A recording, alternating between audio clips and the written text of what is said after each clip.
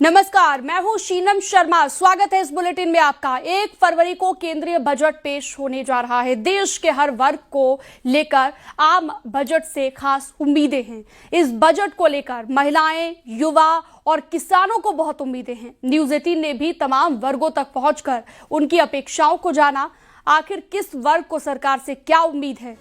महिलाएं चाहती हैं कि बजट में किचन का ख्याल रखा जाए और इसका ख्याल रखना चाहिए। रोजमर्रा में इस्तेमाल होने वाली चीजों, खासतौर पर रसोई में काम आने वाले सामान की कीमतें कम होनी चाहिए ताकि आम परिवारों को राहत मिल सके। तो युवा और छात्र शिक्षा और स्वास्थ्य का बजट बढ़ने की उम्मीद लगाए हुए हैं। युवाओं ने सरकार से प्राथमिकता से लेकर उच्च शिक्षा पूरी तरह से फ्री करने की भी मांग की है। साथ ही छात्रों के लिए एक यूनिक आईडी जारी होनी चाहिए जिससे छात्रों को स्वास्थ्य बीमा भी हो सके। तो वहीं पश्चिमी यूपी के किसानों ने फसलों का समर्थन मूल्य बढ़ाने, किसानों की आय को दोगुना करने, कृषि यंत्रों को जीएसटी फ्री करने की मांग की है।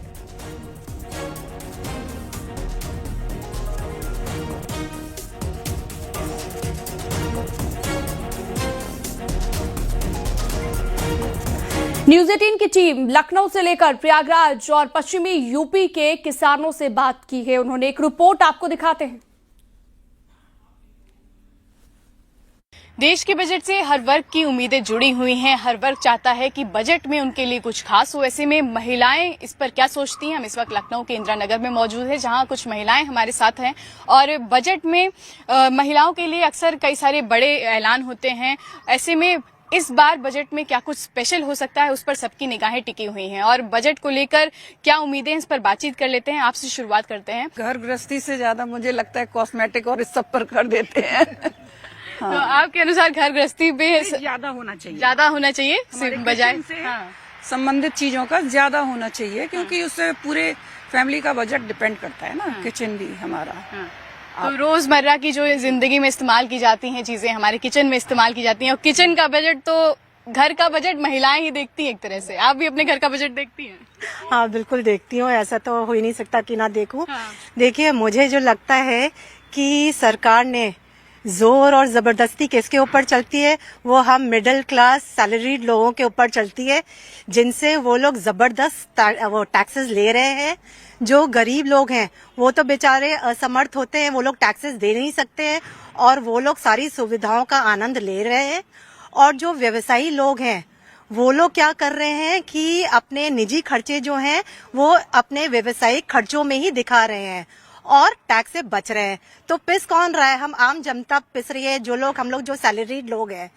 तो सरकार से निवेदन है कि भैया बहुत टाइम हो गया है, हर बजट से पहले यही करते हैं कि थोड़ा टैक्स हम लोग के ऊपर टैक्स थोड़ा कम किया जाए, लेकिन सरकार एक कान से सुनती है, दूसरे कान से निकाल देती है। अब हो सकता है इस बार सरकार कुछ कर ले। कौन सी चीजें हैं जो सस्ती होनी चाहिए, कौन सी चीजें हैं जिन पर रेट बढ़ भी जाए तो कोई दिक्कत नहीं? जी, दैनिक यूज में जो हम लोग प्रयोग करते हैं, चाहे वो किचन का सामान हो या कुछ भी हो, जो भी हम प्रतिदिन यूज करते हैं, उन पर वास्तव में कम उनका रेट होना चाहिए। और जो इच्छाएं होती हैं वो तो मारी जा सकती हैं, लेकिन जो प्रतिदिन यूज होने वाली चीजें हैं उन पर हम नहीं कर सकते, जैसे खाना पीना और कार वगैरह अगर हैं तो इनको हम कंट्रोल कर सकते हैं। भाई नहीं है तो जा सकते हैं, लेकिन जो हमारी प्रतिदिन यूज होने वाली चीजें हैं उन पर ध्यान देना चाहिए सरकार को। बिल्कुल, जो डेली यूज की आइटम्स हैं उन पर खास करके ध्यान देना चाहिए। आपको क्या लगता है कि बजट में ऐसा क्या स्पेशल प्रोविजन होना चाहिए हाउस वाइफ्स के लिए या वर्किंग वुमेन्स के लिए, सभी के लिए? आपकी क्या उम्मीदें हैं बजट से? मेरा नाम अपर्णा मिश्रा है, मैं इंदिरा नगर से हूँ और मैं एक वुमेन सोशल एंटरप्रेन्योर हूँ। और मुझे सरकार से बहुत उम्मीदें हैं कि नए बजट में महिलाओं के लिए खास तौर पे वो कुछ नई चीजें लॉन्च करें। वैसे सरकार ने लास्ट ईयर भी काफी चीजें महिलाओं से रिलेटेड करी, काफी लोन में सब्सिडी दी है, काफी तरह की योजनाएं हुई हैं, पर अभी भी मुझे उम्मीद है कि महिलाओं के लिए कुछ खास चीजें होनी चाहिए जिसमें जैसे विमेन सेंट्रिक चीजें हों, विमेन सेंट्रिक स्कीम हो। जैसे मेरा बिजनेस है, मेरा हनी का बिजनेस है, तो मैं चाहती हूँ एमएसएमई से हूँ, तो एमएसएमई की स्कीम में मैं और ज्यादा बढ़ावा होना चाहिए, जैसे विमेन बेस क्लस्टर होने चाहिए। और हमारे बहुत टाइम से मैं जब भी किसी प्लेटफॉर्म पर जाती हूँ तो मैं बोलती हूँ कि जेंडर रिलेटेड बजट होने चाहिए। जैसे मेल के लिए बजट है, चीजों के लिए अलग अलग बजट, तब विमेन्स के लिए भी एक बजट होना चाहिए। तो जेंडर के अकॉर्डिंग अगर अलग बजट होगा, अलग तरीके से देखा जाएगा, तो उससे महिलाओं को बहुत फायदा होगा। सबसे ज्यादा असर मिडिल क्लास पर पड़ता है। महंगाई की बात हो गई, सुरक्षा की बात हो गई, एलपीजी सिलेंडर्स हो गए, और इन आपको क्या लगता है कि रेट्स में कमी आनी चाहिए? अब हाँ, रेट्स में बिल्कुल कमी आनी चाहिए, क्योंकि जो भी बजट बन रहा है वो सामान्य जनता से लेकर सबके लिए है। तो ऐसा बजट होना चाहिए जिससे नीचे निम्न लोग जो हैं वो भी अपना आराम से जीवन यापन कर सके। हर वर्ग बजट से उम्मीदें लगाए बैठा है, तो ऐसे में महिलाओं की बड़ी एक्सपेक्टेशंस है सरकार से, और इस बार के बजट में वो एक्सपेक्टेशंस पूरी होने की उम्मीद लगाए बैठे हुए हैं। कैमरा पर्सन रवि के साथ नितिका दीक्षित, न्यूज 18 लखनऊ। केंद्र के मोदी सरकार के तीसरे कार्यकाल का बजट 1 फरवरी को आ रहा है। वित्त मंत्री निर्मला सीतारमण ये बजट पेश करेंगी। हमारे साथ प्रयागराज के माघ मेले में तमाम युवा हैं, छात्र हैं, जिनसे हम बातचीत करेंगे और जानने की कोशिश करेंगे कि आखिर उनकी इस बजट से क्या उम्मीदें हैं, क्या वो सोचते हैं, बजट में शिक्षा के क्षेत्र में क्या चाहते हैं, युवाओं के लिए उनकी क्या उम्मीदें हैं। सबसे पहले हम पंकज जी आपके पास आते हैं। पंकज जी, ये बताइए कि बजट 1 तारीख को यानी 1 फरवरी को वित्त मंत्री निर्मला सीतारमण पेश करेंगी। मोदी सरकार के तीसरे कार्यकाल का ये जो बजट है, इससे क्या उम्मीदें हैं युवाओं को, छात्रों को? हम लोग की उम्मीद यही है कि प्राइमरी से लेकर हायर तक की सारी एजुकेशन फ्री की जाए, निःशुल्क की जाए, और यूनिक कार्ड डेवलप किया जाए जो कि प्राइमरी से लेकर हायर तक उसका काम करे। आपने एक देश एक प्रथा एक कार्ड, तमाम आपने एक चुनाव की बात करते हैं, लेकिन अगर एक कार्ड की बात करें कि जब तक वो छात्र है तब तक उस कार्ड के माध्यम से उसकी जो भी खर्चा है पूर्णतः निःशुल्क हो, और साथ में अगर रोजगार पर रख कर कोई शिक्षा उसको ग्रहण करना है उसमें भी वो कार्ड काम आए, जिससे उस छात्र के साथ में उसका स्वास्थ्य बीमा भी इसमें हो। स्वास्थ्य बीमा सबसे आवश्यक कार्य है, जैसे किसी भी बच्चे को अगर उस शिक्षा ग्रहण कर रहा है, अगर किसी प्रकार की स्वास्थ्य समस्या है तो वो उसमें काम आ सके। लेकिन अभी आपको जो बजट आ रहा है इससे क्या उम्मीद है? नाम बताएं पहले। जी, मेरा नाम अस्मित पटेल है, मैं उन्नाव जिले से हूँ। मैं भी छात्र हूँ एक, और मिडिल क्लास फैमिली से आता हूँ। मेरी उम्मीद ये है कि सरकार जो है मिडिल क्लास को थोड़ा सा ध्यान दे। ठीक है, स्वास्थ्य के शिक्षा के क्षेत्र में प्राइमरी स्कूल हैं, इंटर कॉलेज हैं, डिग्री कॉलेज हैं, या इन पर थोड़ा ध्यान दे, अलग से बजट दे। आज प्राइमरी स्कूल जो है मर्ज हो रहे हैं। ठीक है, 5 स्कूल में जहाँ हर गाँव में एक स्कूल होता था, आज वहाँ एक विद्यालय बच रहा है प्राइमरी का। तो ऐसी घटनाएँ हो रही हैं। उसके साथ साथ सरकारी अस्पतालों में वहाँ पर सुविधाएँ नहीं हैं। तो बजट में कम से कम सरकार ध्यान दे। जो बजट आ रहा है, इस बजट से क्या उम्मीदें हैं? वित्त मंत्री को क्या कुछ ऐसा करना चाहिए कि लोगों को राहत मिले, खासतौर पर युवा और जो छात्र हैं? देखिए, सबसे बड़ी बात है, मेरा नाम विवेकानंद है और हम लोग इलाहाबाद में आप हैं, और यहाँ पर युवाओं की संख्या है, छात्रों की संख्या है। जिस तरीके से पिछले 11 सालों में इस सरकार ने शिक्षा का बजट कट कर दिया है, धीरे धीरे कम करता गया, कम करते वो दुर्भाग्यपूर्ण है। तो हम उम्मीद तो करते हैं कि सरकार शिक्षा के बजट को बढ़ाए, कम से कम जो टोटल जीडीपी है उसका। बाकी जगहों पे तो टोटल जीडीपी का कहीं 8%, कहीं 5% शिक्षा पे खर्च होता है, लेकिन यहाँ तो पॉइंट पे भी नहीं खर्च होता है। तो मैं ये सरकार से मांग करता हूँ कि हमारे हिंदुस्तान की शिक्षा व्यवस्था के लिए, क्योंकि 2 बुनियादी चीज़ें होती हैं, एक तो शिक्षा होता है, दूसरा स्वास्थ्य होता है। यदि किसी भी नागरिक को आप बेहतरीन शिक्षा और बेहतर स्वास्थ्य दे दें तो वो अपना कमाने खाने का व्यवस्था इंतजाम कर लेगा। क्या नाम है आपका और क्या लगता है आपको कि जो बजट है ये किस तरह से हो, और वित्त मंत्री की ओर से युवाओं के लिए, छात्रों के लिए क्या प्रावधान किया जाए जिससे बेहतरी?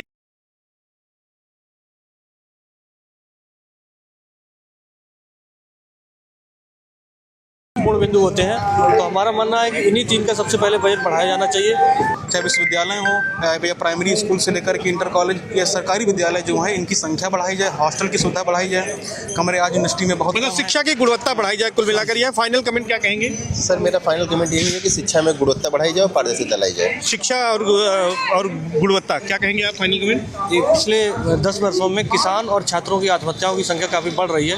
तो बड़े व्यापारियों की जगह इन सबका अगर कर्ज माफ किया जाए और इनको सब्सिडी बढ़ाई जाए तो ज़्यादा देश के लिए हित होगा। बिल्कुल। तो ये तमाम वो युवा हैं, छात्र हैं प्रयागराज के, जिनका ये कहना है कि जो बजट है निर्मला सीतारमण जी जिसे पेश करेंगी वित्त मंत्री, उससे उन्हें ढेरों उम्मीदें हैं। बजट का एलोकेशन बढ़ाया जाए, पारदर्शिता बढ़ाई जाए, और खास तौर पर जो छात्रों के लिए यूनिक कार्ड का सुझाव दिया गया है, इसके साथ साथ ये कहा गया है कि इसमें पारदर्शिता के साथ साथ जो अस्थायी रोजगार के अवसर हैं वो अगर छात्रों को सुलभ कराए जाएंगे तो इससे निश्चित तौर पर उनको राहत मिलेगी और सहूलियत मिलेगी। सर्वेश दुबे, न्यूज़ 18 प्रयागराज।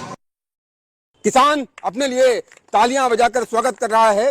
केंद्रीय बजट 1 फरवरी को पेश किया जाएगा और यहाँ पर खाट पर बैठ करके इसी बात पर चर्चा हो रही है कि आखिर बजट में क्या होना चाहिए, किसानों के क्या सपने हैं, क्या मुद्दे हैं, क्या आकांक्षाएं हैं, क्या अपेक्षाएं हैं।